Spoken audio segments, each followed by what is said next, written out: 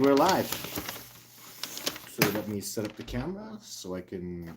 Oh, here's my questions I just had. Oh no, I just had those beautiful questions.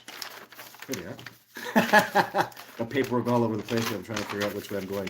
Good day, everybody. My name is Todd Stanning. Thank you very much for tuning into my live show, TikTok and YouTube. Very happy to be doing this live show. I've been doing live shows for YouTube, and now I'm on TikTok. I've been doing them for, oh my goodness, so long, like years and years. I absolutely love it. It's been fantastic learning experience for me. I'm growing and expanding dramatically. I I have questions, so I'm answering questions from Instagram and Facebook. So I put up a photograph every week, or I try to, and I got some really good questions. So just before I start answering the questions in the comments here, hello, Paul. I gotta call you. I know. I'm sorry. I appreciate your patience, my friend. As you can see, just crazy with all the oh my god stuff I have to do every day. So, a couple questions from Facebook that are really good. Oh man, I love these questions. Does the government know they exist? 100%. 100%. What really got me in the know with that was I've actually worked with American military specifically, and they literally so for the border patrol from Canada US, they literally have a code where when they see a Sasquatch, it's a code 14 or whatever. I don't know what the code number is. When it does specific things, when it is fully, the thermal image of it is naked. It has no clothes on, no hat, no boots, no nothing. It's larger than a human being. It's moving faster than a human being, and it moves away from civilization. When you get those parameters, they go code 14 because that's a Bigfoot, and they just leave it alone. And there's way more to it than that. I've had tons of testimony from the American officers specifically, and a little bit from Canadian, but 100% the government knows, like 1,000,000%, absolutely yes. I got the question: are they? What's that saying? East? Are they in Eastern Canada? So they're certainly in Eastern United States, like Maine. I would say. I haven't been there, but Maine is gorgeous, and I've seen lots of really cool, credible sightings in Maine. And then Newfoundland. I heard some pretty good stuff. I had a gentleman that was working with me in Newfoundland, and he just ghosted me, unfortunately. And yeah. So I got a question about Ina. If you know about Ina, Ina is the lady who named Kubota, told me that Kubota's name is Kubota, which I think is pretty fantastic. Um, doesn't look like I'll be working with her ever.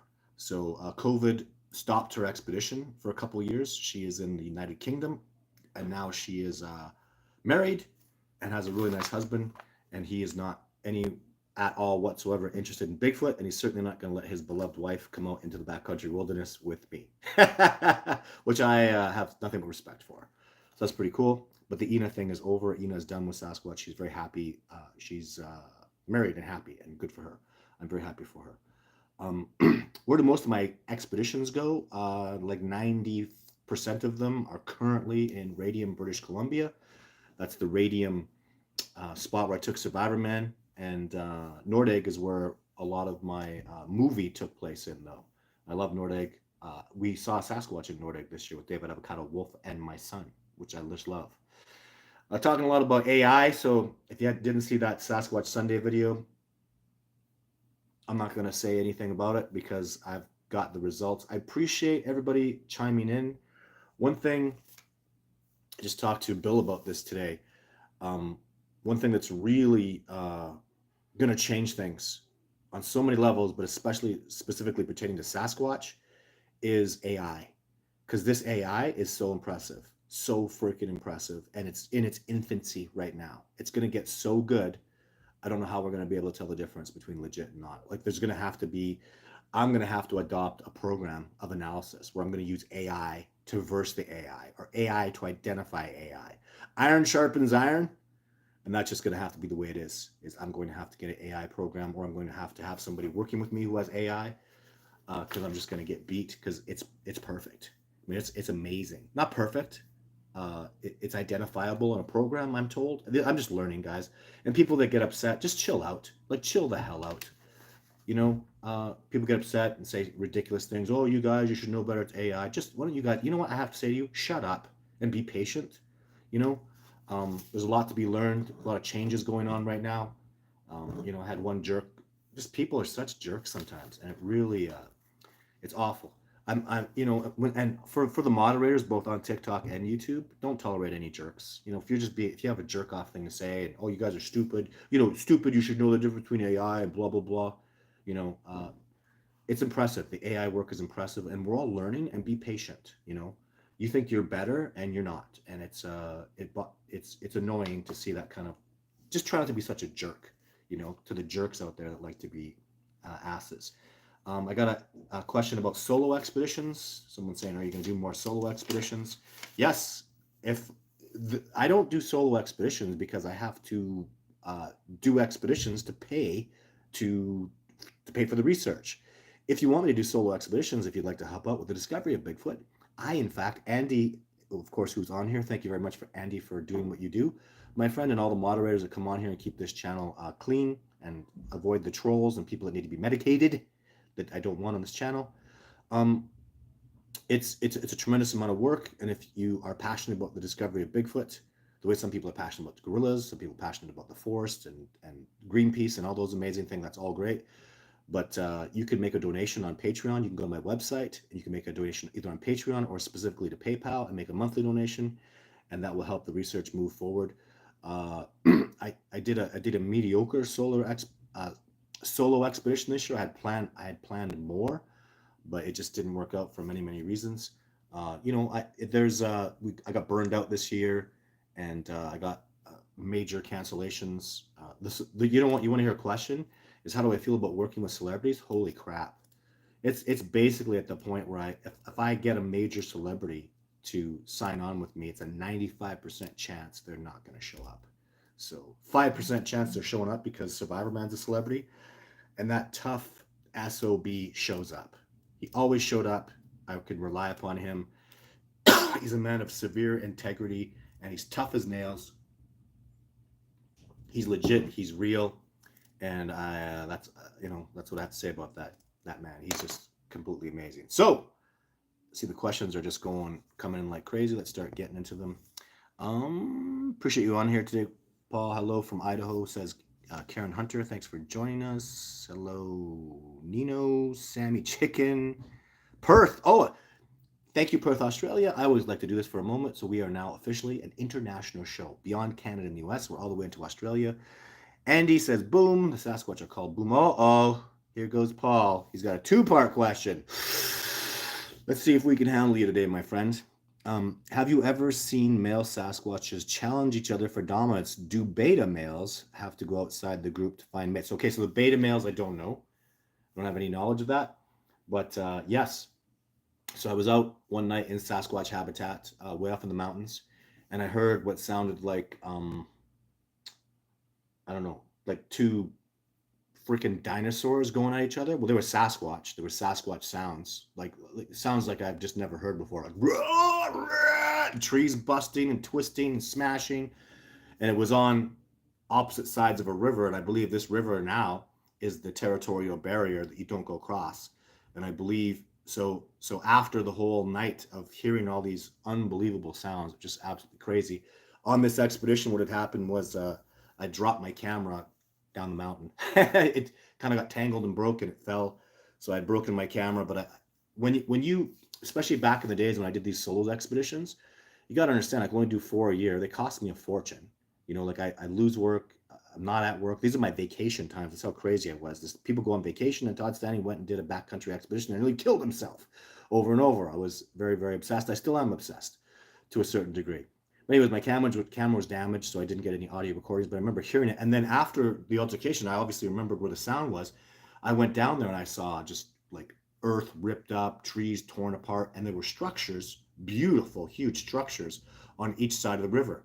I believe that one structure represented the dominant male that was on that won the altercation, I believe, and the other side was the challenger. And I saw both structures. I saw the earth all torn up and ripped apart, looked like two like a freaking backhoe had been through the place. It was awesome. It was nothing short of awesome. And then I went back there, and this is so long ago, and I did record footage. It just structures and breaks and stuff like that. But I noticed when I went back there a couple months later, the structure. This is why I believe the dominant male won. Not only was he still around and nothing really changed there, but The structure that I believe was his was up, and the other structure that I believe was his opponent was all torn down and destroyed. And I mean, it was busted down and ripped apart, damaged, like disrespectfully, as in the challenger had his ass whooped.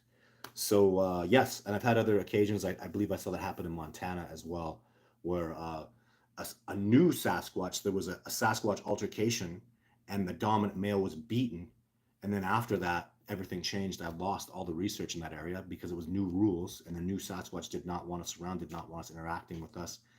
And then we even had an incident where a female Sasquatch was approaching us like for help.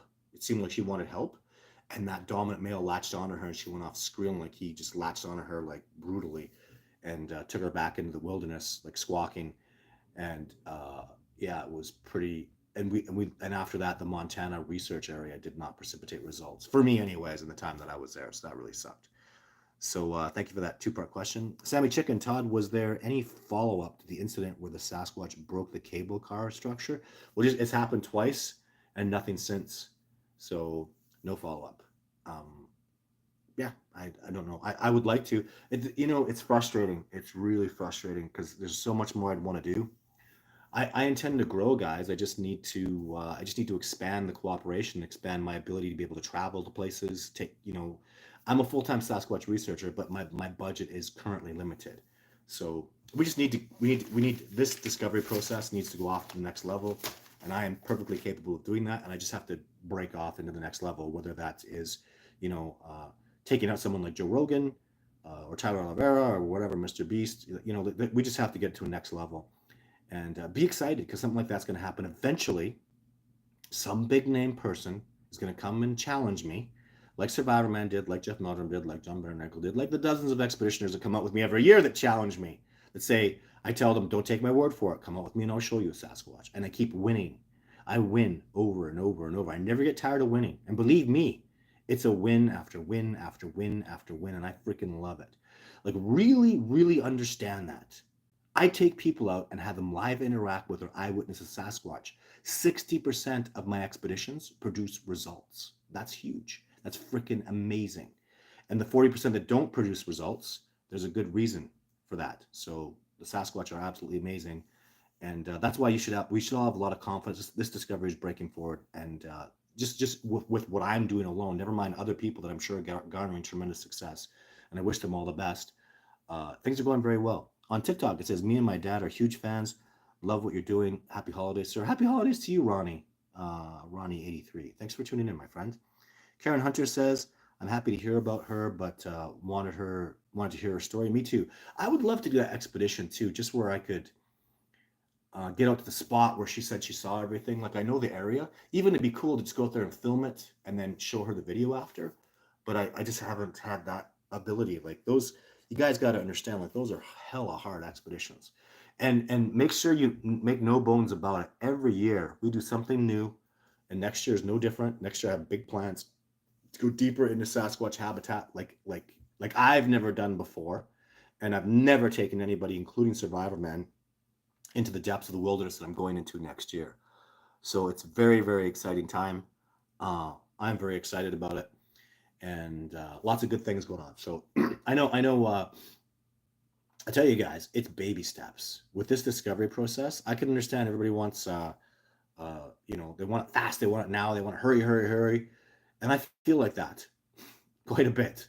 But that's just not how life works, and this discovery is not working like that. And you have to understand, like someone like Bob Gimlin, who's such a great man, amazing dude, Bob Gimlin, part of the Patterson Gimlin footage. He never had success with Sasquatch after his one time, and this is so different. This is completely different. We are getting success over and over every year. Multiple people see Sasquatch and have interactions, and the evidence moves forward. Like, this discovery process is legitimately just moving in leaps and bounds, and I'm so happy about that. Even though, I'll tell you the truth, honestly, in my heart, I want so much more. Like, I want more. I want to sit down with the Sasquatch, and as hard as it is to not be frustrated, because I am frustrated, because I want more footage, I want more success. The other side of me can't be greedy and go, well, come on, man. I mean, holy crap. We're getting such amazing success every year, and it's absolutely wonderful. So, yeah. Art from TikTok, Art Pana says, do you ever feel threatened by them? Hmm. Not anymore. Not really. So what has to happen? This is a good question, a really good question. You just have to, and I tell this to people, like I tell this to, when women come out with me, I go, look, if a Sasquatch latches on you and runs off, I can't do a damn thing about it. There's nothing I can do. If a bear comes around, a mountain lion, wolves, any known animal comes around, I'm going to whoop its ass and you're coming home with me and you're in no danger. Sasquatch are not that. They're literally significantly above me. So if they latch on to somebody, especially a lady, and run off with them, I can't do a damn thing about it. understand, understand I will call Fish and Wildlife. I will phone the police. I will do everything in my power, but I can't fight the Sasquatch. I can't shoot them. I would literally take the police back there, and hopefully it's not me and just the person that goes missing. There's other witnesses, and we will testify as this is what happened. And if they throw me in jail, so be it. But I didn't do nothing. If a Sasquatch runs off with somebody, I will follow the letter of the law. If someone is abducted, I don't want that to happen. It's never happened. But the point is, do you feel threatened by them? I just have to surrender to them. So no, I feel at this point, I mean, I have felt threatened by them. I felt terrified by them, but not anymore. I just surrender to them when they come around. I'll put my gun down. I completely submit to them. They're far dominant, and they are my teachers, and I am at their mercy. And greatly, I'm happy to be so. There's logically nothing I can do. So I just don't feel threatened anymore. I feel gratitude when they come around, and they're just amazing beings. And in the research area that I go to, especially in radium, where I have so much success, I just have so much respect and admiration for the individuals that come and interact with me. And that's a question I want to answer, especially for TikTok. I don't know what the hell's the matter with the people on TikTok, but they keep saying, "Leave them alone. Stop bothering them." Okay, do you know how ignorant you sound when you say that? Because anybody who listens and pays attention will understand they come around us. They're interacting with us, right? So when you say that, you're literally ignorant, and you're saying something that's so preposterous because you're too goddamn lazy to watch the freaking videos. Stop being so damn lazy, you lazy ignoramus, and take a look at the videos before you start chirping your mouth, right? That day that they came around and Jeff Meldrum saw a Sasquatch, what happened? They came and took apples that we were gifting. They interacted with us, and they showed themselves to Jeff Meldrum. They came out and were interacting with us. Same with John Benedict. Same thing with Survivor Man. If you were not so damn ignorant and freaking lazy, you'd watch Survivor Man Bigfoot and realize even Survivor Man talks about it. And I'm going to quote him. "We are following very strict rules by Todd Stanley. One mistake, and these elusive beings will disappear into the forest forever." In other words, they're coming around us. We're adhering to these rules that I have, and we all do. And they come and interact with us and show themselves to us, or we get nothing, nothing. So when people say that, I just have to ignore it, I won't delete it, and I won't block the person, because it's just, ignorance. And but I hear it over and over, especially on TikTok, not so much on YouTube. But my God, like if you all are on the comments, can you pass it on? Like, "Ooh, just leave them alone." No, they're coming to him. Just a quick answer of that. Actually, if you paid attention, you'd notice they're coming to him. So if you want to bitch about "leave them alone," you'd have to tell the Sasquatch to leave me alone. Except I don't want to be left alone. They don't want to be left alone. So pay attention, right? To all of you listening to this, I'm sure you're not amongst the stupidity, but if you see those questions and you see me just pass by them, that's why, because, oh my God, I don't even know what to say to you. Like, you're not paying attention, right?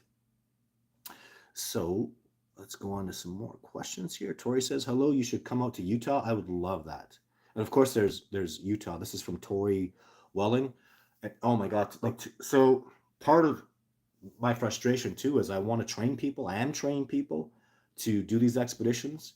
And I want the expeditions to not be about Todd Stanley. I want the expeditions to be about interacting with Sasquatch. And I want to have Discovering Bigfoot research centers all over Canada and the United States, into Australia for sure, and maybe Russia. Who knows, right? So that's a really big goal of mine, and that's why you can understand, like, the expansion is very, very important to me. I can easily see me having 100 Discovering Bigfoot research centers all across the world. So mostly in Canada and the United States.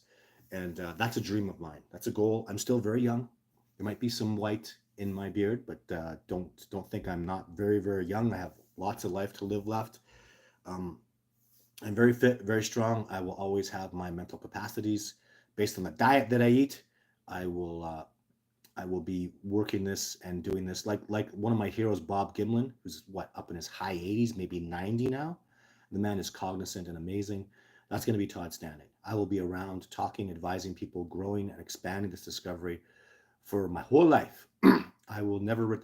I kind of feel retired actually. It's hard work what I do. Make no mistake about it. The expeditions are hard. You know, even there's I do the cooking, I do the cleaning, I do the organizing, I fix the e-bikes, I keep the trucks running, I get all this stuff going on. So it's a horrific amount of work, but I kind of feel retired because I'm doing something that I really love, and expeditions are just not what you think. So as much as you think you might know how expeditions are and what they entail, they're not. I was just talking to a new lady who came on board today, and trying to explain. I try to explain to people. It's not what you think, and then the expeditioners that come out with me, they are so like at the end of the exhibition go, man, this is just not what I thought it was going to be, in a very positive way. It's so much more, it's so much deeper, it's so much of a spiritual experience, and the kind of person that I really am. I think I come off, I don't know, actually I just don't understand because I feel like I'm being very authentic. I've been surprised to hear people say that, but then I can understand there's a huge difference between the theory of having these discussions, the practice of working with this man, boots on the ground, and who I am and what I really represent. And one thing I work on tremendously is transparency. Man, I want to be so transparent and so open with my expeditioners, what's going on in my life, how I feel, what kind of man I actually am, what's really important in my life. And I try to project that here to all of you. Because, you know, like, transparently, you know, I can have the worst week. I can have all sorts of crap fall apart, and you know, my children and my family are rocks in my life, and especially my children. And I feel like, just in case you guys don't know this, like I'm a dad. Like before I'm a Sasquatch researcher, I'm a dad. I'm a father. Always will be honored and deeply crazy about my children, and just they're so important to me, and my family is so important to me, and that'll always be a major priority in my life, number one. So and I think that says a lot about me. So because I love being an excellent dad, a devoted father. It brings me so much joy and happiness. Not too much unlike the Sasquatch, and I feel like this is part of the Sasquatch conversation because they're clearly devoted to one another. Even it's quite clear to me. I'm thinking high probability that their groups are not family groups. They're groups of, you know, maybe non-related, maybe uncles, you know. I think it's beyond a family. I think these individual groups go beyond family, and but they make themselves a family. And although you can say I get a lot of, there's some negativity and there's some haters and trollers and that kind of crap out there, but I'll tell you, there's 10 times more integrity. I've never seen so much integrity and goodness, and just been so amazed by the human spirit as I started doing Sasquatch research. That's what I've, like Jeff Meldrum, John Benenego, and the friends that I've met along the way, just incredible men and women that I've had the pleasure of working with that I never would have found until I started doing Sasquatch research. So keep that in mind. The integrity of this, when you just let all the other stuff wash away just as it should, you let it flow down to the sewer and you don't go there. I've just seen so much integrity, so much honor, and it's been just a wonderful journey for me, and I'm so grateful for the Sasquatch for that. Although it seems that the Sasquatch behavior is similar, are there different spoken languages between clans? I can't. No, it's all Sunny Sunny Chicken. Sammy Chicken asked the question. No, it's all mind speak. I have no evidence of them speaking verbally beyond the Kubota thing, and there's some hoaxers and liars out there doing stuff that are fraudulent. I've never legitimately heard them talk. I've never legitimately heard a legitimate researcher show me spoken language stuff, so I just don't feel it. But understand this. So they do whoop, they do make wood knocks, they do make beautiful calls. The calls are to cue you to the mind speak. Does that make sense? So if I'm sitting here and I'm mind speaking to you, so I'm mind speaking, I'm mind speaking, I'm mind speaking, I go, hey! The purpose of that was I was trying to tell you that the sky is blue. The sky is blue. The sky is blue. I go, hey, to help you hear my mind speak that the sky is blue, and hopefully that sound, whatever it is, you know, you go woo. The point of it, I was trying to get you to hear the mind speak that I'm projecting at you, And that's what I'm very convinced, because I feel that now. Every time I hear a Sasquatch knock that's legitimately Sasquatch, a whoop, a boom, there's an energy that comes with it that I can feel now. And it's taken me a long time to be able to do that. And that is a universal concept. You can mind speak with a dog. You can mind speak with, I saw a lady do it with a Black Panther, right? So there's a video online of a lady doing that. So incredible stuff. Mind speak is their language, for sure. James, good evening. James, thank you for tuning in. So I should also say, for the expeditioners that are on, there's a Facebook page that Bill put together that is entirely just for expeditioners or future expeditioners. So that'll be a special page up on Facebook. It's actually called Todd Standing's Expeditioners. So for all of you expeditioners, if you're not on it, which you're probably not, and you're on Facebook and you want to do that, he would love to have you, and that would be great if you did that. Okay, so what's going on here? Frozen on TikTok, that's cool. He's real, Danny. I think it's cool. Welcome, Danny, if it's your first time here. The show is doing amazing. We are international show, worldwide, and I love that. Good evening, everybody saying hi here. Chris, good evening, everyone. Oh, hey, Kim, how's it going? Nice to see you again. Thank you for being here. Big Guy says, that's okay, Danny. You're clearly never done just 1 hour of research about so, yeah, people are talking amongst themselves. That's cool. Sammy Chicken, another question. I've been reading David Pilates' Sasquatch book. Some illustrations bear similar resemblance to that of Jake. Fascinating. Yeah, you'll find similarities like crazy through other people's legitimacy. You know what I've found amazing too, like just totally amazing, is when it comes to spiritual knowledge and understanding, which is imperatively important for the Sasquatch discovery.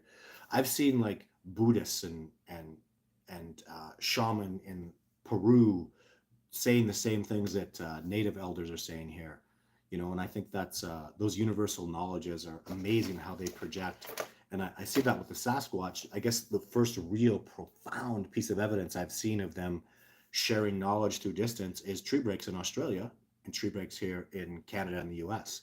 So I don't think it's possible that the Yowie and Sasquatch, Bigfoot here in North America could have had any contact with each other for, I don't know what, how many hundreds of thousands of years, if not millions.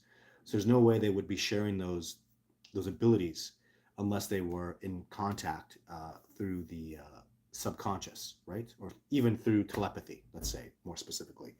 So we're learning so much about the reality of what we're capable of as soulful spiritual beings, and that is the key component to this discovery process, 100%. So Joe Dirt, hello Joe. Hey Todd, how much would you charge to take someone on an expedition? So all the fees and everything are up on discoveringbigfoot.org on the expedition page. That's what Andy says. Just go to discoveringbigfoot.org and have a look there. Yeah, just always go apply. You never know what can happen. I get cancellations and stuff. Yeah.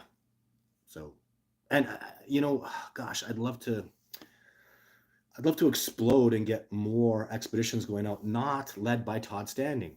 So I have other people that can lead these expeditions, and I would like to have them out there full time. So, but currently right now it's just Todd Standing expeditions, which is really unfortunate. And I want that to end, because it's not about Todd Standing. It's not called, like there's the Patterson Gimlin footage, right? And I hope nobody ever calls the Todd Standing footage. It's, you know, even I called it Sylvanic footage, video 1. I just call them video 1, video 2, video 3. It's the discovering Bigfoot footage. And a lot because, especially in the beginning for video 2 and 3 and 4 and 5, for those first videos, man, I was so mentored. I was so standing on the shoulders of a Cree Native elder, Musqueam, and my biologist from Great Falls, Montana, and other people. They were so much guiding me, and I would not have had anywhere near the success if it wasn't for those men and others that helped and supported me. And so I'm very grateful. And I don't want it to be called my footage. I was there, I shot it, but I was so much being advised, and I still am. I have so much help from people, and I'm just, it's like the receiver who catches the ball. It's not just him and the quarterback out there. It was all the other receivers making the blocks, the offensive line, holding the line so the quarterback could throw the ball. Like there's so much going on a team. And it's just like that, and I want to make sure those guys that are holding the line and giving me information get credit, because I don't want this. I never wanted it to be about me. And that's probably one of the reasons that this discovery fell on me the way it is because I never wanted it. So I'm not the guy that really just I don't enjoy being out there and being in the public. I'm a very private person, but I had to sacrifice that and just let that go. My privacy is not so much anymore, and I'm just okay with that. So it's all good because I feel like I don't have anything to hide, and I'm okay to be transparent. So it's all good now. Spirit Customs, couple of game wardens in northeast Mississippi say they found some interesting things near Tobima Waterway. Well, if you can, please send us information at bigfootencounter@gmail.com. I say this every week, 3 or 4 times, and the people never do it. Well, not never, about 1 in 20 times. They'll actually go to bigfootencounter@gmail.com, where I would like to hear about it, and I'll respond to you. Or somebody will respond to you, because we'd love to hear that information. So please do that. Let's see if I can get a good question here on TikTok. How did that happen that way? So let's scroll down a little bit. Do you think they're interdimensional? See, I get that so much. Gosh, I just don't have enough information to answer that question. I don't want to go in that. It's kind of, to me, that's the cart before the horse. I just don't want to. It's too much. And I just don't have that information. A lot of people do, and I respect that. I just don't know. I don't even like saying I'm on the fence. I'm still deciphering those things. I've seen evidence, but then I don't know. I just don't know what to say. I wonder what their DNA is like, and if it's similar to ours. Oh, okay, so the DNA is real easy, because I've actually had the DNA done. So DNA goes like this. Make sure you can both see it. So let's say, let's go. So orangutan, gorilla, chimpanzee, human, Sasquatch. The Sasquatch over here. That's why geneticists are so ticked at me, because, well, if it was somewhere in between human and chimpanzee, if it was in this zone, they would just say, oh, you're just mixing human and chimpanzee DNA. No, they don't talk to me, and they won't speak with me because the DNA is over here. I can't be, so when I give a sample to the multiple geneticists that I have that are freaking cowards, like, oh my God, Todd Disotell, the geneticist, where are you, you coward? And there was a geneticist from Manitoba, freaking coward, and then the University of Alberta, cowards, gave them DNA. They just refused to go public with the results because I can't be making it up. It's legitimately they're literally a bigger, stronger, more advanced hominid than we are. And that actually makes sense that they would be further away from the African apes than us. So it's brilliant, it's genius, it's amazing. It's very, very different, although similar. I guess they're the most man-like primate on the planet. Most assuredly, I would say that, for multiple reasons. I mean, but they're less like chimpanzee and more even like gorilla. So that's what I've been noting in my research is I either go to, it's something like tribal, like tribal humans, even back into the days of when we were more in the Stone Age, pardon me, and gorillas. I've seen similarities between Sasquatch and gorillas, and not so much with chimpanzees. So been very interesting on this discovery process. So Flying Colors Production says thoughts on reported lights, orbs, UFOs, etc. associated with Bigfoot. Because of Survivor Man, I say orbs are related to Sasquatch. He says so, so I said so. He experienced it, and I believe him because he has never been anything but completely honest and transparent with me. Rural areas are not rural anymore, so we are seeing more and more. This is from Alan. Are we? I don't know that we are. Are we seeing more and more? I don't know. I'm not terribly happy with the amount of sightings. I think it's less. Well, I would want more. I want more. So just so we're clear on that. Hello from Lakeland, Florida. Hello, Kurt.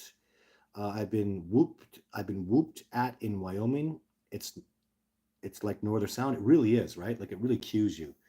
So and I ask you, Kurt, so it's like no other sound, but did you feel different?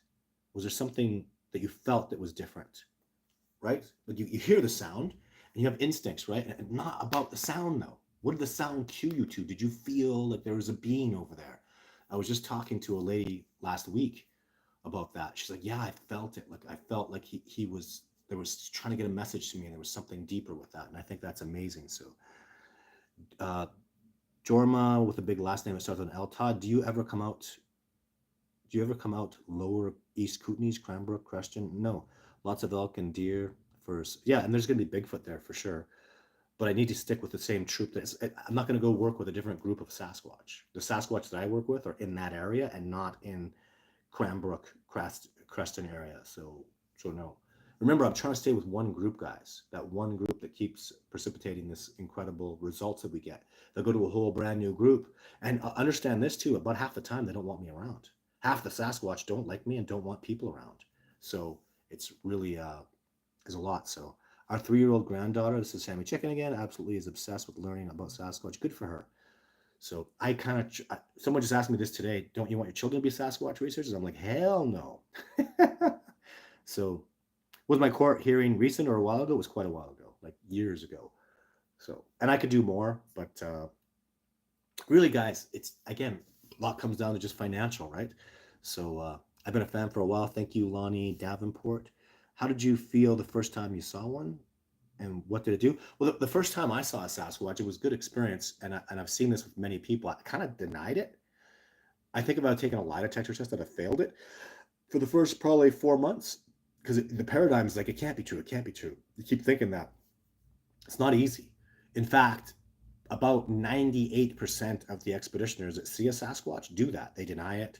They go, I couldn't have seen one. They try to make up excuses in their heads. Even really, like, people that just are really into Sasquatch and really wanted to see one, then they see one, they make excuses and then have to go think about it. A month later, they'll call me back and say, okay, I saw it. I had to let it sit in.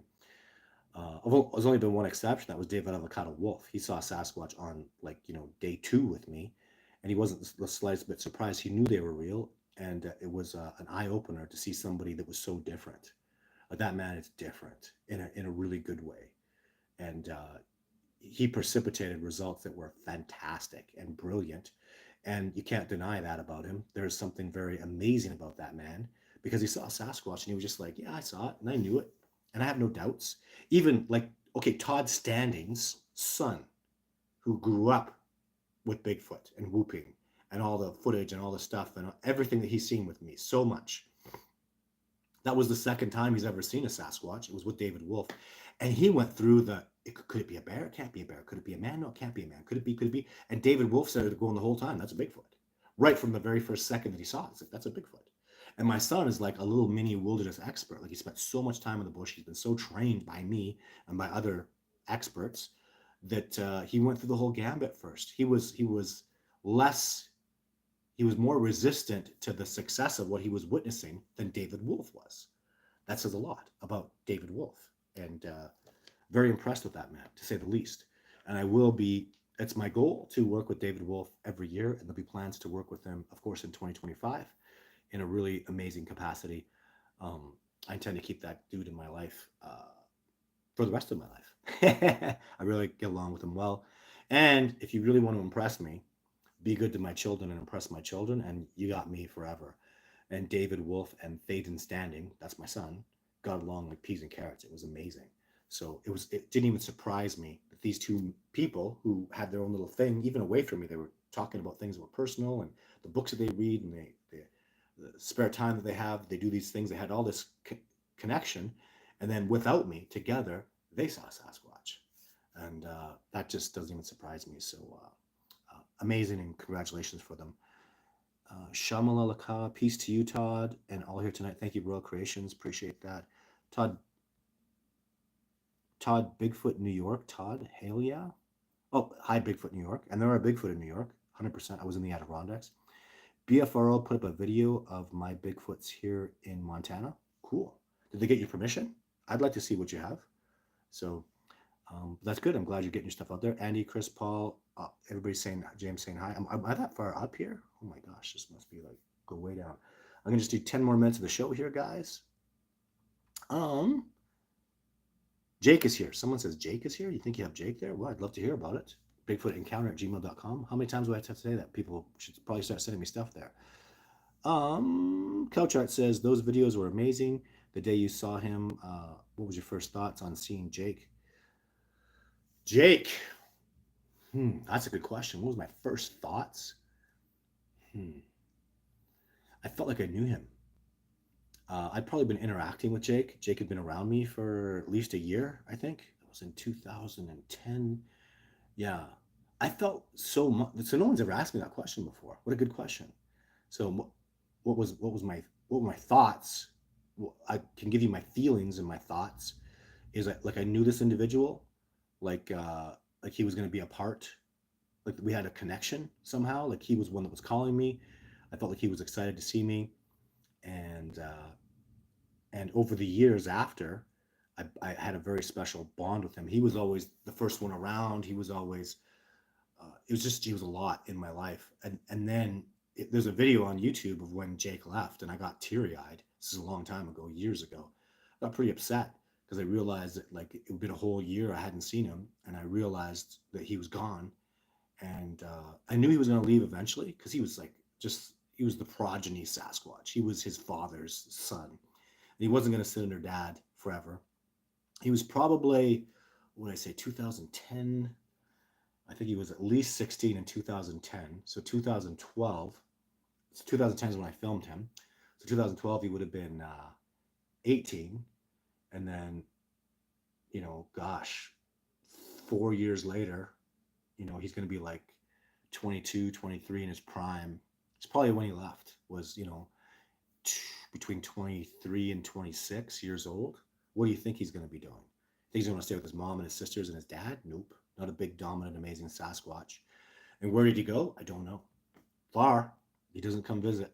I suppose I could mind speak with him over a distance, and I believe I did do that a couple years ago on an expedition that I did when I was just chilling under a structure. I feel like I had some mind speak with him, and I learned a lot, and it was a very life changing experience when I was able to mind speak with him and what was going on with his life and pertaining to his family and his life and all sorts of stuff like that. So the serial singer says, just remembered if they wanted to take you, they would. There's nothing you could do. I couldn't agree with you more.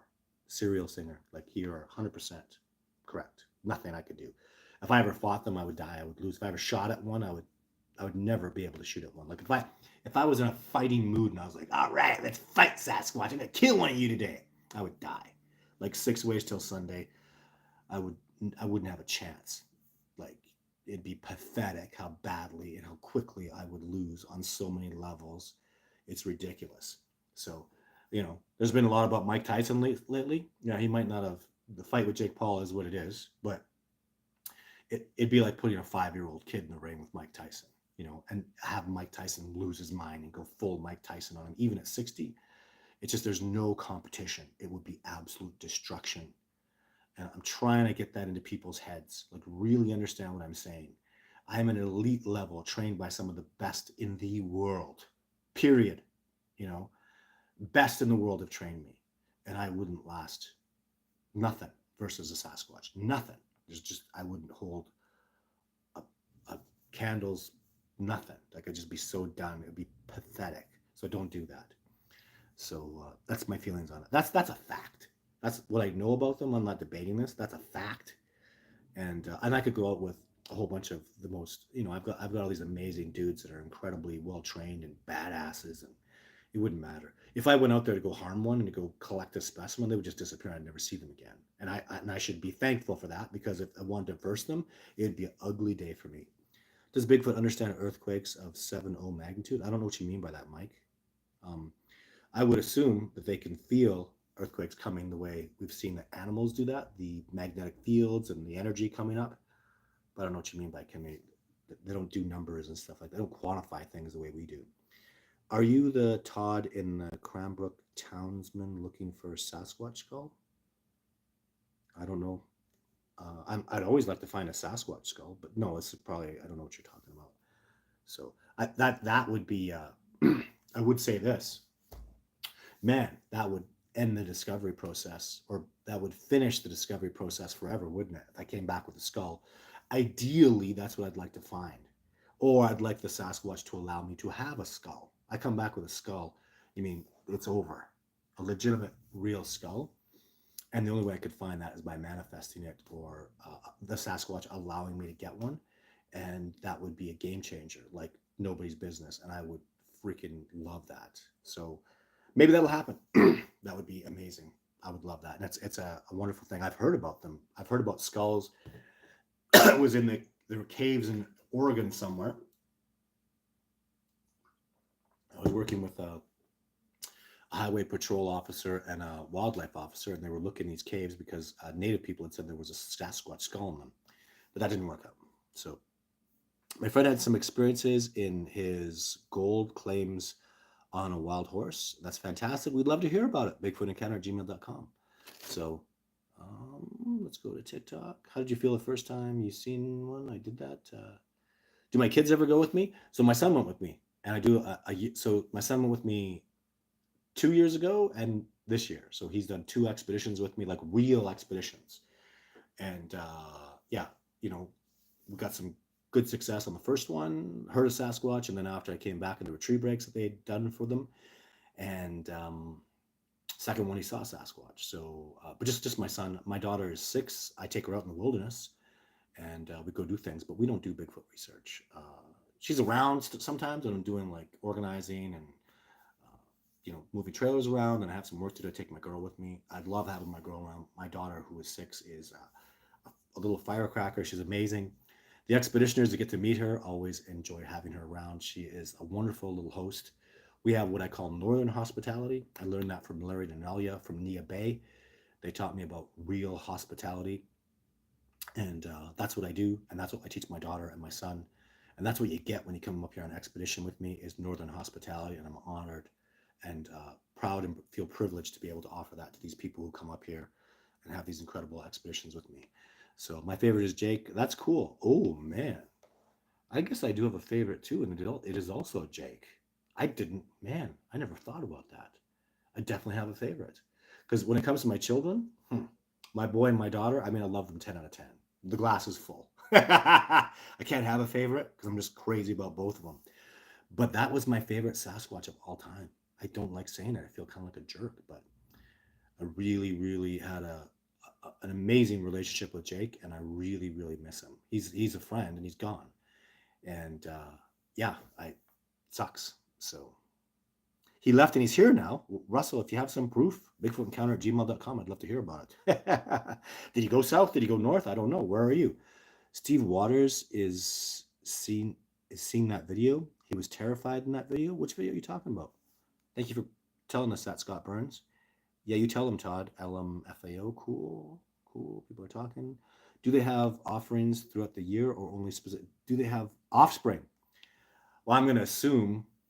Well, I don't know. Actually, that's a hard question, because they're smart enough to know, like, have a child in the spring so it gets stronger during the spring and summer and fall to survive the winter. But that's not how humans, orangutans, chimpanzee, and gorillas. So humans, gorillas, orangutans, chimpanzees, the females have monthly cycles. They can produce a baby at any time of the month. Deer, horses, dogs, or so wolves, all animals that live out there, they breed at a certain time of year, so the offspring are born in the spring, which is amazing and absolutely essential for nature, because winter is so harsh, especially up here in the north. You have to have that. A baby deer that was born, if it was born in like October, it would die. It has to be born in the spring, build up. Even the mother has to be strong in the spring, right, where there's an abundance of food. Build up its strength so it can thrive, get strong, and be at least 6 months old before the winter hits. So very, very important stuff. I'll just do one more question on. Oh, I saw something about being a dad. That might be a cool question. Anyways, Big Log says, have you ever heard of the man that lives in the Smoky Mountains area that has recorded sounds? Nope. I'd love to hear about him, though. Bigfootencounter@gmail.com. So, and we'll do another one from, oh my gosh, look at all these questions here. Thank you, everybody, for tuning in. I really appreciate it. Greg H. Brazil, Todd, have you seen these creatures? And what? Of course I've seen them. And they are scary to encounter because of their massive size. The 2 Sasquatch that I saw were at least 800 pounds. Todd, Todd, I have seen these creatures. Apologies. That's awesome. Congratulations. Greg, I bet you if I interview you, I'd find out there's something very special about you because it's not likely you just saw them randomly. It's extremely likely there's something special about you. And that's why they presented themselves to you. And I wish you tremendous success on your movement forward in your discovery process with Sasquatch. I can say, so this is from KB204. I can say firsthand, from firsthand experience. Hey, Todd, it's Kristen from Oklahoma. Oh, Kirsten. Um, the expeditions are incredible and absolutely life changing, and one of the most memorable experiences of my. Well, Kirsten, first of all, you better come on here more often. What's going on here? Let me see. Oh no! Wait. Kirsten is a very important human being. I haven't been able to speak to her for a long time. I would love to talk to you, dear. So Kirsten was on a Nia Bay expedition, and oh my God, like what you and I guess you and your husband at the time were an amazing team. I thoroughly enjoyed working with you. I have no contact with you, Kirsten, and I would love to speak with you sometime. You are an exceptional, amazing. This woman was just like she's a firecracker. Speaking of my daughter, firecracker, Kirsten is a firecracker. She was just out there. She was feeling the energy. She was climbing up trees. She was finding Bigfoot stuff. It was awesome. And we had some good success. I don't remember specifically what success we had, but I can't make you a moderator. That sucks because I would instantly make you a moderator. I'd even like to put you, Kirsten, on the new Facebook page because you are an expeditioner who had tremendous success. Yeah, I don't know how else to say this. Like, are you listening, Kirsten? Send me a message on Facebook or Instagram or I don't know. Do you have my email anymore? Bigfootencounter@gmail.com. Send me information. I would love to speak with you again. She was also, so Kristen didn't, I don't know if she knew this or not, but she's working with special children. So this lady, Kirsten, um, just gets a job working with special children. She's probably working with like psychologists and all these high-end people. And she's literally freaking schooling them about what these children are mind speaking. Because Kristen has this beautiful gift to be able to hear mind speak from these children. And she was doing stuff that is freaking impossible. Like it has to be telepathy. She's picking up on it. And that's why a human being like her is so critically important to this discovery process. I think, nope, based on my experience with this lady, she has superior mind speak abilities to me. And it was nothing short of awesome to watch her work. I actually wanted to talk with her more. I called her my Oklahomie. Her and her partner were my Oklahomies. There's definitely stuff going on in Oklahoma. I need you to get back to me, Kirsten. And the expeditions are incredible and absolutely life changing and one of the most memorable experiences of my life. Well, Kirsten, girl, you got to do some more. Like, we could sure help you out. I'd love to get you doing stuff and collaborating with you. You are one of the rare human beings. So when I go out and I do expeditions, so I have this thing I talked about it where I'm Morpheus and Neo. If I'm Neo, I'm the one trying to make this discovery happen. I'm trying to break through to another level. At other times, Morpheus's purpose is to develop Neo and have Neo go off and be the one. And with someone like Kirsten, I turn into Morpheus right across the board. I just sit back because she's such an amazing firecracker and she's out there giving her and doing all this stuff. All I want to do is sit back and cue her to have success. I literally, my dream has always been just to be the director, just to be the camera guy, and just let everything fall out. And Christian is one of the few people I've ever met that I just boom, like there's just let her loose, just let her go. Basically, she's it's let her go, and she's gone. Right? You can't hold her back. You got to be in shape to keep up with this lady. She was a freaking smoker, and I was in good shape, and I had to huff it to keep up with her. Yeah, and the other two men couldn't. Well, one had a knee injury, and it's hard. She's not easy to keep up with, and I thoroughly enjoyed working with you, Kirsten. And I really hope you get a hold of me and get up in contact because I've been very upset to have lost contact with you entirely. I don't have any emails from you. I have nothing. I have no ability to contact you, and I'm very disappointed to say that. So I'm very happy. In fact, I believe I manifest this because I was just watching her videos this week, thinking, damn, that's a really talented human being that I just got nothing, and I can't talk to her anymore. I can't collaborate with her because even the other thing too is I'm so the growth, the inner growth that I have to do is so freaking important to me.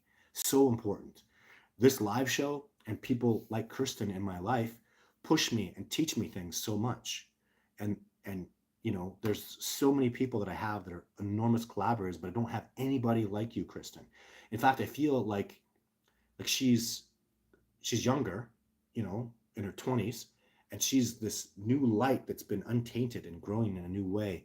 And I, I, I'd love to be able to help you on your journey, and what you would do for this discovery process would be absolutely enormous. So, and I say this for all of you who are out there doing Sasquatch research or even just growing as a human being. Um, Look for those lights, like Kristen, and learn from them, guide them, let them grow and expand. I mean, if you watch The Matrix, you see how happy Morpheus was when he finally found his Neo, and how that was his purpose, and how amazing a gift it was to be the Morpheus to Neo.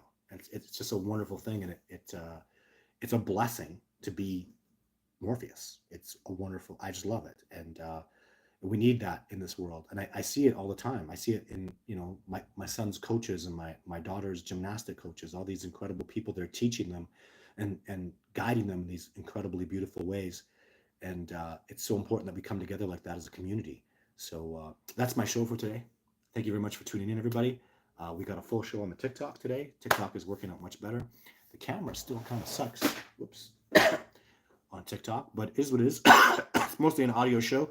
You ain't here for my looks. So, yeah, there'll be a Throwback Thursday video tomorrow. And then the conclusion, I didn't talk anything about that Sunday image that's gone really well. People are really talking about it a lot. I made no discussions about it. I'm not prepared to talk about it yet. The work I'm doing is still ongoing with it. But I have the end. I have the answer to this one. So, the new Sasquatch Sunday video will give you an answer to last Sunday. Is it AI? Is it real? What's going on? Who's, what, where, when, why? I have a really nice conclusion to it that we'll all be real happy with. And until next Wednesday, I'll be doing these live shows every Wednesday, unless Wednesday falls on Christmas or something. If it's on Boxing Day, I'll do it. What is that even? I don't even know. I can't look at my phone. But I'll continue the live shows, even up into the expeditions like I did last year. So I really appreciate everybody's support. Thank you very much for tuning in. Bye for now.